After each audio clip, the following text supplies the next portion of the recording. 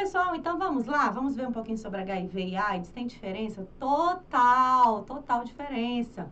Então, a gente, inclusive, algumas pessoas não sabem que a gente tem aí no HIV 4 estágios. Então, quais são os estágios clínicos do HIV, que é um retrovírus. Ai, meu Deus, calma, a gente vai ver. Então, a gente vai ver aqui a questão aqui da transmissão, né? A gente tem esse símbolozinho que fala muito. A questão de ser um vírus, como esse vírus está na corrente sanguínea e os sintomas iniciais e os sintomas até que para que a pessoa chegue a esse estágio da AIDS. Então, ó, o HIV é um vírus da imunodeficiência humana e ele é um retrovírus. Alguns vírus são DNA e alguns vírus são RNA. A maioria, tá, gente, é RNA. Pouquíssimos vírus são DNA. Inclusive, se for fazer uma prova de concurso, chuta que o vírus é RNA. Poucos são DNA. A gente tem aí das hepatites, né? Hepatite B, que das 5 é o único que é DNA, vamos dizer assim. E a gente tem também aí, deixa eu ver outro, da herpes. Fora isso, a maioria é RNA, tá? E a gente fala que é um retrovírus porque ele se transforma, ele vai mudar aí o seu material genético através de uma enzima, que é a transcriptase reversa, ele vai se anexar ao DNA da gente, do ser humano. E aí que é o problema, quando ele consegue se ligar ao nosso DNA, ele consegue fazer uma multiplicação aí incontrolável, mas ele precisa entrar dentro da nossa célula. Qual célula? Uma célula importantíssima, que é o linfócito T, CD4. É como se fosse tipo um general do exército. Eu não sei como é que é essa patente de exército, não, gente. Eu sei que general é importante, não é? É o soldado, tem, né? Então, é como se fosse um general do sistema imunológico, porque o linfócito T, ele vai coordenar nosso sistema de defesa. Para piorar um pouquinho, a gente tem aí dois tipos, vamos dizer assim, duas cepas. A gente tem o HIV-1, que ele foi isolado no ano de 83, ele é um padrão mais americano. E a gente tem o 2, que ele foi isolado em 85, com padrão africano. E aí, a gente ainda tem o que? As outras alterações, ou seja, as outras, isso que chama de subtipos, que a gente tem no 1 o B, o F e o C é mais frequente. E o 2, a gente tem o A, B, C, D e E. Então, é mais restrito à África, o 2 e o HIV-1, ele é mais virulento, mais frequente, tá? Então, a gente... Ah, professora, então tem diferença? Tem. Então, até quando a gente tem um casal sorodivergente, o que é sorodivergente? Às vezes um tem HIV e o outro não tem. A gente orienta a questão do uso do preservativo. Por quê? Carga viral é diferente, a cepa e o tipo é diferente. A virulência, que é a questão da mutação do vírus. Virulência é a capacidade de infecção, de multiplicação do vírus. É diferente. Então, mesmo que os dois tenham dentro do casal ali, a gente tem que sempre enfatizar isso, que a gente complica muito o tratamento quando a gente não usa o preservativo, a gente não orienta isso de uma maneira bem explicadinha, né? Porque aí complica a vida do povo, tá? Então, aqui, ó, um pouquinho da característica. Então, ele é um retrovírus, onde nós temos o material genético RNA, o vírus da família Retrovirae, da família subfamília. Lembra aquela questão a gente vai vendo, né, do reino, filo, família, e às vezes cai isso em concurso. Então, a gente tem a família Retrovírus, Retroviridae, e a subfamília Lentivirinae. Só decore, você vai ter uma questãozinha lá na frente sobre isso. O material genético chuta, que é RNA, e o principal alvo é a célula TCD4 e TCD8. Primeiro ele vai querer o TCD4, depois ele vai querer o TCD8. E isso é muito ruim, porque o que acontece com o vírus? Aqui atrás, até mostrando um pouquinho, vou mostrar uma outra figura, mas ele vai ter aí, ele vai agir ou nos receptores aqui da célula, depois ele vai conseguir colocar o material genético, e esse material genético vermelhinho vai se ligar aqui ao material genético das nossas células, ó, que é o azulzinho. E aí, quando ele fizer isso, ele só consegue fazer essa alteração, essa modificação dentro da célula. Então, qual o problema do vírus HIV? É como se o vírus fosse uma estrelinha e a célula fosse essa bolinha. Qual célula principal? TCD4, tá? Então, ele vai entrar dentro da célula e aqui é um vírus. Quando ele entra, ele começa a se multiplicar. Ele vira 2, 3, 4, 5, 6, 7. A célula vai ficar lotada. Aí, o que vai acontecer com a célula? A célula estoura. Quando a célula estoura, a célula morre. O vírus morre junto? Não. Ele vai ser liberado na corrente sanguínea como vários, ó. Várias estrelinhas, várias bolinhas, vários vírus. Esse vírus vai entrar, ó. Esse, por exemplo, na outra célula. Estourou. Ó, mais, ó. O que vai acontecer com o passar dos anos? Com o passar dos anos, que é uma linha que vai depender, inclusive, do estado imunológico, a pessoa, com o passar do tempo, a gente vai ter muito vírus e pouca célula.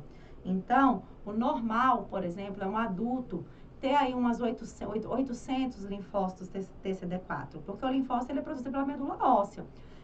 É uma célula, vai ter um tempo de vida, né? Então, conforme eles vão morrendo, a gente vai produzindo. O HIV, ele acaba com os linfócitos. Então, quando eu chego a ter menos que 350, eu já estou bastante imunodeficiente, porque, inclusive, ele é uma célula muito importante. Ele é um organizador, um chefe do sistema imunológico. E aí, eu falo que é uma reta, é uma linha de tempo, e é uma linha de tempo aqui, gente, que não tem um tempo certo. Então, o tempo aqui, ele é indeterminado. Vai depender de vários fatores. Tem gente que é chamado de replicador lento. Tem pessoas que nunca vão desenvolver a AIDS, por mais que não tratem, mas são pouquíssimas pessoas. Tem gente que pega, dependendo da virulência, rapidamente vai para o estágio de AIDS, que são 4 estágios, né, até chegar no quarto, que seria a AIDS em si. Tá? Então, não é tão simples assim. E aqui a gente vai ver que o vírus ele vai entrar, ele vai para os albergues dele passar um tempo, que geralmente é baço, fígado e pulmão. Depois ele vai para os tecidos mais importantes, porque aonde mora o linfócito TCD4? São nos sistemas linfáticos. Então, o linfonodo é uma área bastante importante, onde ele vai se multiplicar e vai cair na corrente sanguínea. Quando ele cai na corrente sanguínea, a gente fala que a gente tem uma viremia, emia. Mia é sempre quando está na corrente sanguínea, vírus na corrente sanguínea. Esses vírus vão procurar outros órgãos linfóides, que são outros linfonodos e a medula óssea.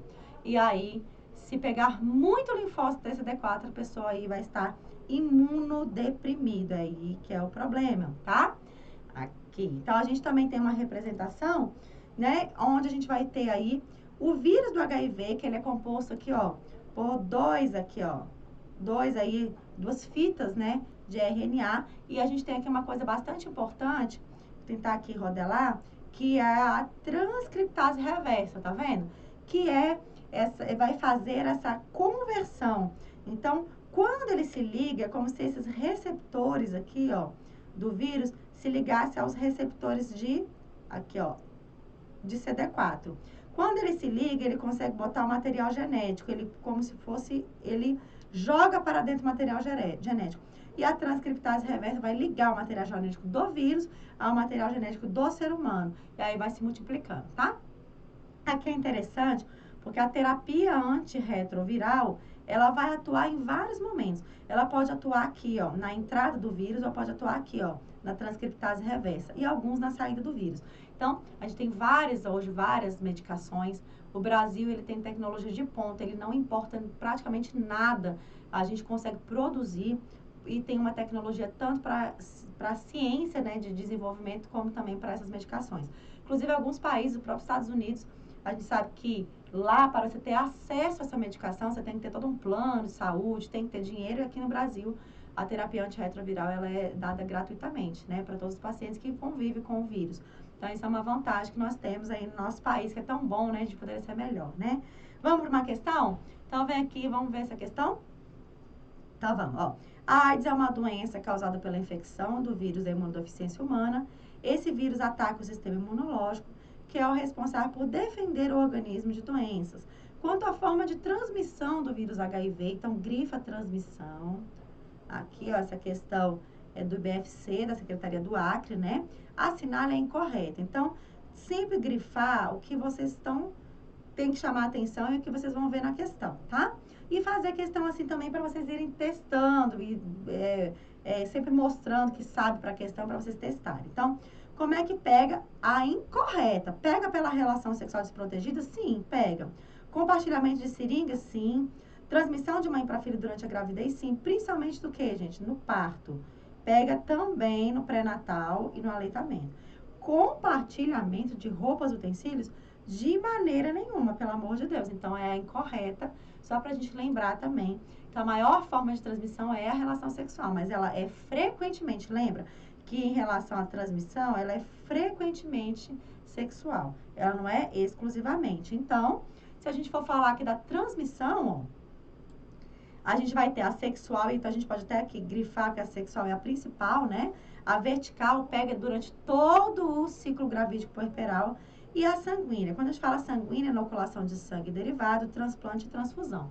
Transfusão muito difícil você pegar, principalmente depois de maior controle dos bancos de sangue 85, onde a gente inclusive tem aí testes e a gente geralmente também deixa aí num período, vamos dizer assim, de janela imunológica para retestar, tá? Então é muito difícil pegar, tá? E lembrando também que é muito difícil você pegar, por exemplo, até com uma seringa, pega.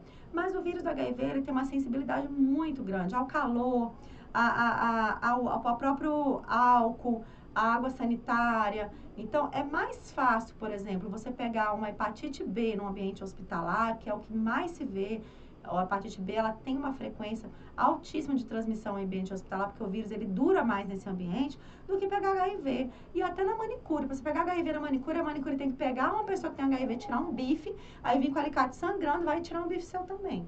A gente também, né, lógico, a gente não fala isso para as pessoas terem maior prevenção, mas é muito difícil. Agora, roupas e utensílios não pega de jeito nenhum, tá?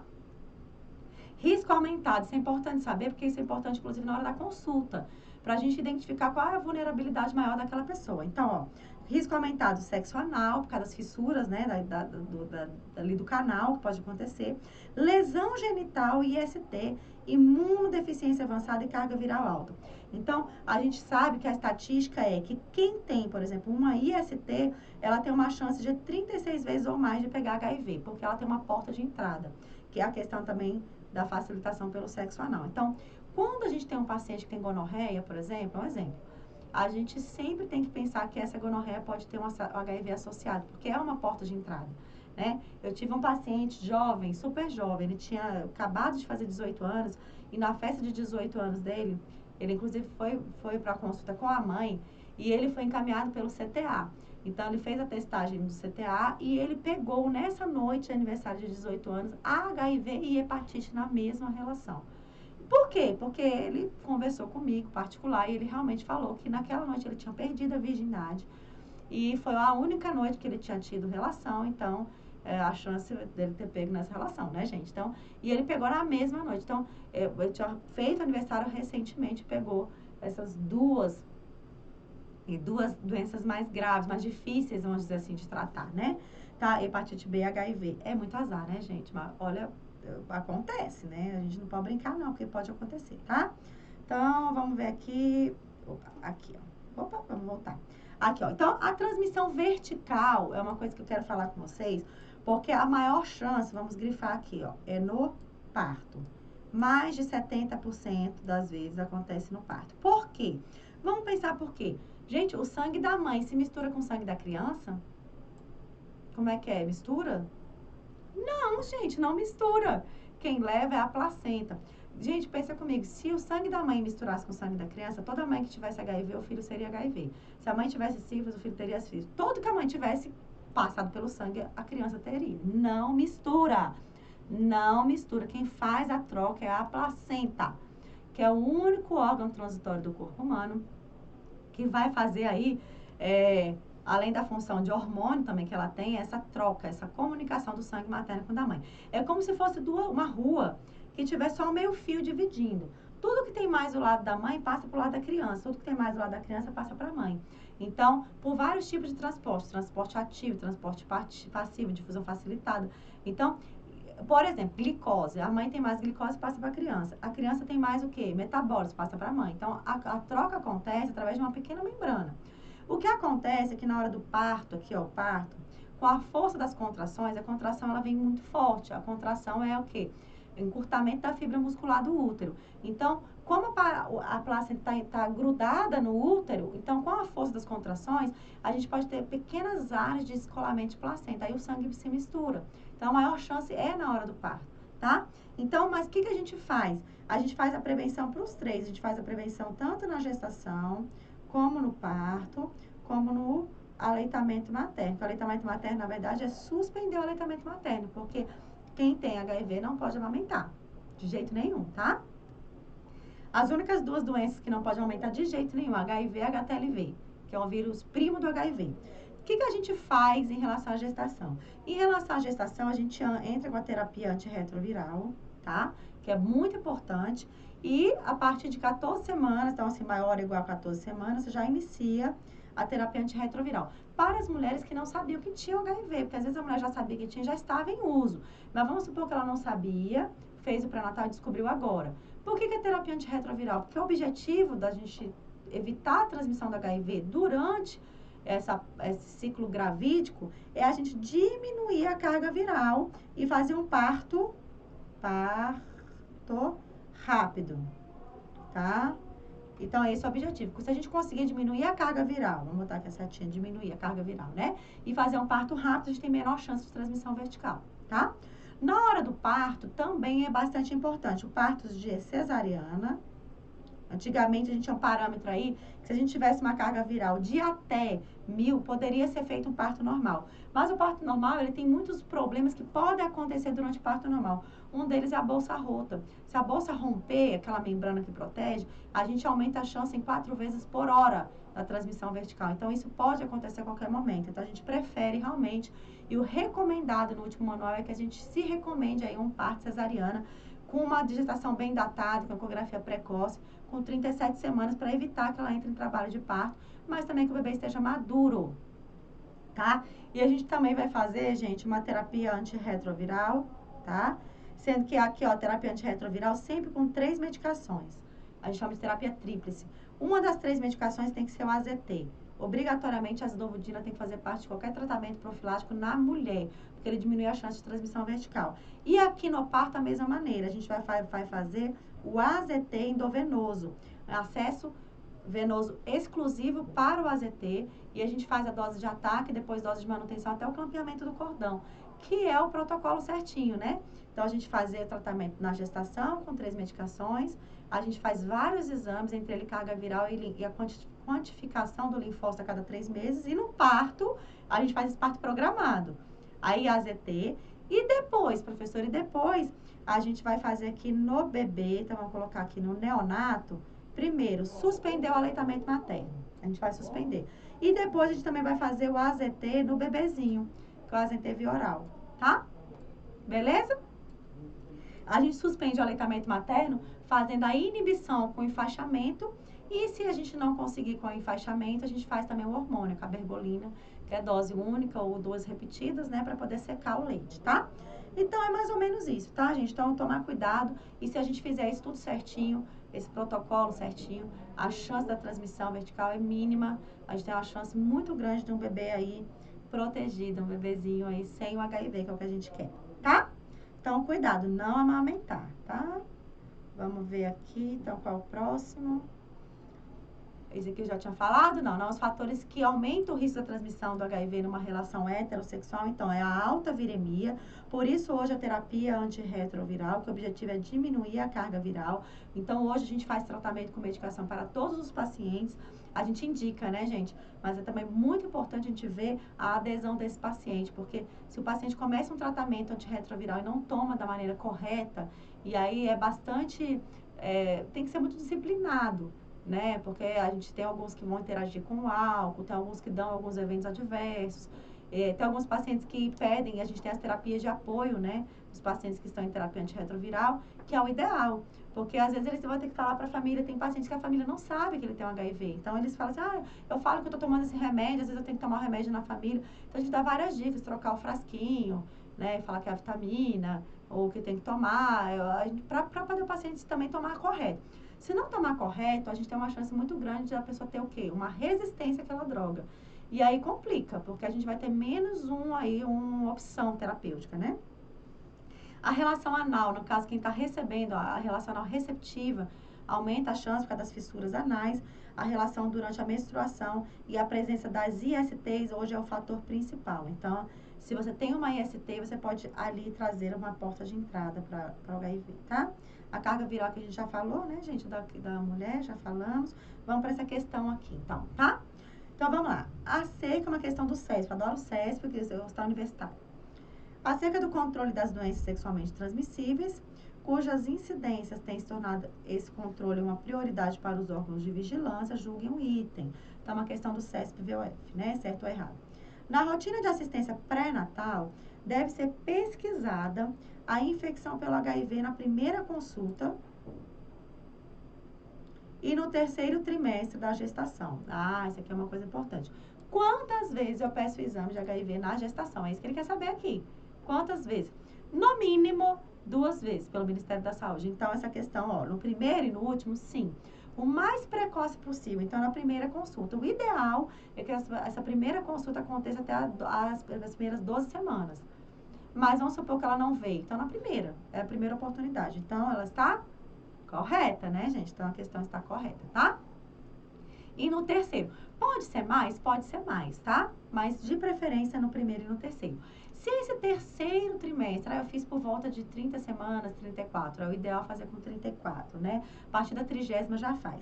E o parto demorou um pouco mais a acontecer, foi acontecer lá com 40 semanas, a gente também é rotina, independente da idade, ao adentrar na maternidade. Então, a gente também faz um teste na hora de receber ela para ganhar o neném. Ah, professora, ela não fez pré-natal, eu posso fazer o teste? Deve.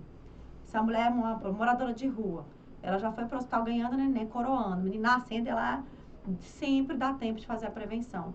Ah, não deu tempo de ela, e ela deu positiva. Bem, não deu tempo de fazer o AZT, não deu tempo de fazer a terapia antirretroviral, mas dá tempo de suspender o aleitamento. Então, ainda dá tempo de tentar que não aconteça a transmissão se ela não tiver ocorrido. Então, ainda é para se fazer alguma coisa, tá bom? Então, outra aqui, uma do STJ, né? Ó, crianças infectadas pelo HIV que não estiverem, que na verdade, que estiverem, né? Então, vamos ler aqui de novo. É uma questão sobre o Programa Nacional, tá? Crianças infectadas pelo HIV que estiverem assintomáticas e sem sinais de imunossupressão não podem fazer a vacina BCG. Isso aqui é uma questão que eu vou falar bastante no Programa Nacional. A gente vai ter mais um encontro, que é o Programa Nacional de Imunização, e tá falando aqui que elas não podem receber a vacina BCG. Gente, olha qual é a regra. Criança, né, infectada pelo HIV que estiverem assintomática, elas podem, porque elas estão assintomáticas. Quer ver outro probleminha aqui, ó? A BCG, ela é feita ao nascer. Ao nascer. Ou, se a criança não tiver tomada, ela faz até 4 anos, 11 meses e 29 dias. Ela é a única vacina bacteriana viva. Ela não tem outra vacina que é bacteriana viva. As outras são virais, tá? Então, a BCG, ela é importante que ela vai proteger contra a tuberculose. Então, quando a criança nasce e ela é filha de uma mãe que tem sabidamente HIV, não quer dizer que ela é HIV. Por quê? A gente só vai saber depois de 18 meses com certeza. Porque se a gente fizer o teste da criança, o teste ele identifica anticorpos. E os anticorpos passam de mãe para filho. Então, se eu faço o exame assim que a criança nasce e der positivo, não quer dizer que é o anticorpo da criança. Pode ser um anticorpo que passou de mãe para filho. Inclusive, passa pela barreira placentária. Então, eu só vou ter certeza absoluta quando a criança fizer 18 meses. Professora, mas eu poderia fazer a carga viral? Você pode ter perguntado aí na sua casa. Pode. Mas a carga viral pode estar baixa. Se tiver menos que 50 cópias de vírus, não aparece. E não quer dizer que não tenha, pode ter 30. Então, pode ser um falso negativo. Assim como se eu fizer ideal anticorpo da mãe, pode ser falso positivo. Então, eu não tenho certeza que a criança é ou não HIV até ela completar 18 meses. É um tempo aí meio de expectativa, é ruim, mas a gente não vai ter certeza antes dessa época. Então, qual é o parâmetro para a gente fazer a vacina BCG? É a criança estar ou não assintomática. Quando eu falo sintoma, é sintoma de imunossupressão ou sintoma de infecção. Então, se a criança nasce bem, o Apgar tá bom, ela tá curadinha, ela não tem icterícia, ela não tem cianose, ela não tem dispneia, ela não tem nenhuma alteração, eu faço, porque ela provavelmente ela está clinicamente bem e provavelmente até ela nem tenha. Então, o nosso parâmetro para fazer a BCG, porque é uma vacina viva, é a questão dela estar ou não com sintoma. Então, aqui está aqui. Errado. Por que está errado, gente? Por que está errado? Porque ela pode fazer, tá? Então, aqui está errado, tá? Ok? Vamos ver se tem mais uma aqui. Então, gente, é o seguinte, vou parar aqui para o próximo bloco e falar dos 4 estágios. Então, lembra que eu falei ali no comecinho? Quais são os 4 estágios do HIV? Eu já vou falar. Calma. Muita hora nessa calma. Vai tomar um café. Deixa de estresse.